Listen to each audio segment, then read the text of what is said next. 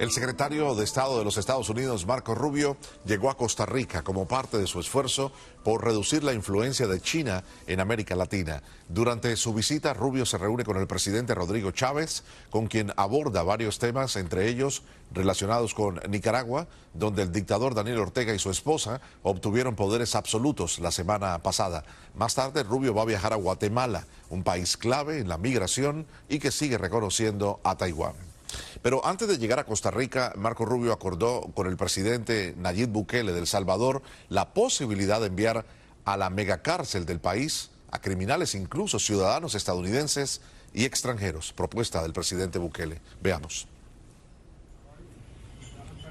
El presidente de El Salvador, Nayib Bukele, ofreció recluir en la megacárcel de su país a peligrosos criminales estadounidenses y extranjeros enviados desde Estados Unidos. Así lo anunció el lunes el secretario de Estado Marco Rubio, tras reunirse con Bukele en la segunda escala de su primer viaje como jefe de la diplomacia estadounidense. Mucho gusto, Marco. Para cualquier inmigrante ilegal de Estados Unidos que sea un criminal peligroso, del MS-13, el Tren de Aragua, lo que sea, él ha ofrecido sus cárceles. Rubio acogió con satisfacción la propuesta y dijo estar profundamente agradecido con Bukele, cuya guerra contra las pandillas disparó su popularidad en El Salvador y en otros países, incluso en Estados Unidos entre simpatizantes del presidente Donald Trump. Emblema de esa guerra antipandillas, el Centro de Confinamiento del Terrorismo SECOT, considerada la cárcel más grande de América Latina, fue inaugurado por Bukele hace 2 años en las afueras de Tecoluca, 75 kilómetros al sureste de San Salvador. Bukele escribió en inglés en la red social X que su país está dispuesto a acoger únicamente a delincuentes convictos, incluidos ciudadanos estadounidenses en el SECOT, a cambio de una cuota que, según él, sería relativamente baja para Estados Unidos, pero significativa para la sostenibilidad del sistema penitenciario de El Salvador. El mandatario salvadoreño dijo que estaba ansioso por tener relaciones sólidas con el gobierno de Trump. Además, el presidente Trump es alguien que, ustedes saben, no ocultamos nuestra simpatía. Creo que es un buen momento para fortalecer la relación y eso es lo que estamos haciendo aquí, fortaleciéndola. Estoy seguro que va a ser beneficioso para ambos. En buena relación con Bukele, el gobierno de Trump no ha tocado hasta ahora el estatus que protege de la deportación a unos 232.000 salvadoreños en Estados Unidos. En vísperas de la visita de Rubio, Bukele elogió el esfuerzo de Trump de desmantelar la Agencia de Estados Unidos para el Desarrollo Internacional, señalando que financia grupos de oposición, incluidas ONGs. Rubio continuará con su primera gira como jefe de la diplomacia estadounidense el martes en Costa Rica.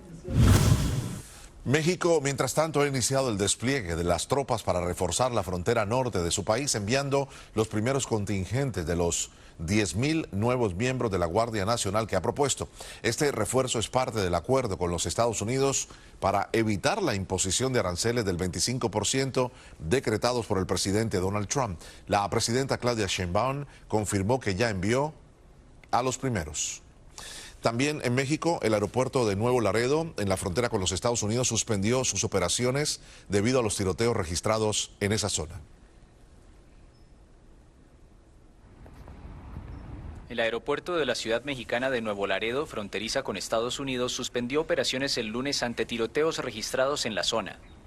La violencia se desató por la captura de Ricardo González, alias El Ricky, presunto líder regional del Cártel del Noreste, una de las mayores organizaciones criminales de la zona, y obligó a que el consulado de Estados Unidos en la ciudad ordenara a su personal mantenerse bajo resguardo. Los tiroteos del lunes se registraron luego de que la presidenta mexicana Claudia Sheinbaum ordenara el despliegue de 10.000 militares en la frontera con Estados Unidos para contener el tráfico de drogas hacia el país vecino del norte. Sheinbaum anunció esa medida tras una conversación con el presidente estadounidense Donald Trump, en la que se acordó congelar los aranceles del 25% a las exportaciones mexicanas que el magnate había anunciado el pasado sábado, alegando que México no hacía lo suficiente para detener el tráfico de drogas inmigrantes a su territorio. Nuevo Laredo es uno de los principales puntos de cruce de transporte de carga entre México y Estados Unidos. La ciudad ha sido escenario antes de enfrentamientos armados entre fuerzas de seguridad y grupos de la delincuencia organizada. Las autoridades colombianas han capturado a 124 personas en operativos contra la extorsión y el secuestro que involucraron a más de una decena de grupos de delincuentes. Entre los detenidos, algunos se hacían pasar por miembros del Tren de Aragua de Venezuela y el Clan del Golfo de Colombia. Uno de los capturados, alias Gregorio, se presentó como miembro del Tren de Aragua para extorsionar a un comerciante exigiéndole cerca de $12.000 a cambio de su seguridad. Y nos vamos a Chile. El presidente de Chile, Gabriel Boric, plantó un olivo junto al exmandatario uruguayo José Pepe Mujica durante su visita a Uruguay. Boric expresó su admiración por Mujica y condenó la dictadura de Nicolás Maduro en Venezuela. El presidente de Chile, Gabriel Boric, plantó el lunes un olivo junto a José Pepe Mujica durante una visita a Uruguay en la que expresó su admiración por el exmandatario. Mujica, un exguerrillero de 89 años que gobernó Uruguay de 2010 a 2015, recibió a Boric en su casa en las afueras de Montevideo, aunque en enero anunció que no daría más entrevistas dada su avanzada enfermedad, contra la cual renunció a someterse a nuevos tratamientos.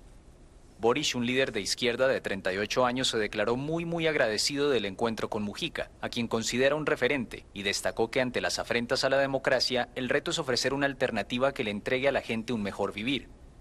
El presidente chileno deploró la dictadura de Nicolás Maduro en Venezuela y dijo que Mujica también coincide con él en que se robaron la elección en la que resultó reelegido Maduro para un tercer mandato en julio pasado.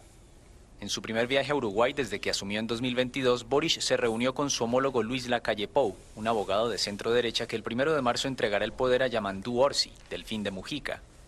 Boric dijo que con Orsi serán compañeros de lucha para conseguir una América Latina más unida, en momentos en que las medidas de política exterior del presidente de Estados Unidos, Donald Trump, sacuden al mundo.